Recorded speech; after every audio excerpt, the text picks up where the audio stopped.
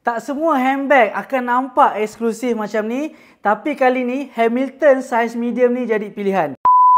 Sis tengoklah, memang nampak mak-mak datin sangat sis. Dengan top handle dia, dengan size dia walaupun medium, tapi dia size dia memang nak ke arah size large. Okey, so bahagian dalam dia ni sis ada satu kompartmen sahaja dan dia ada flap button dekat sini, ada satu zip pocket, masih ada tali panjang crossbody. Kalau sis nak pakai bawa pergi office, boleh pakai sling dekat tepi, ataupun nak nampak lebih bergaya, sudah semestinya sis boleh pegang top handle macam ni. Kalau rasa macam malas sangat kan nak simpan tali, sis boleh je gulung macam ni sis. Okey?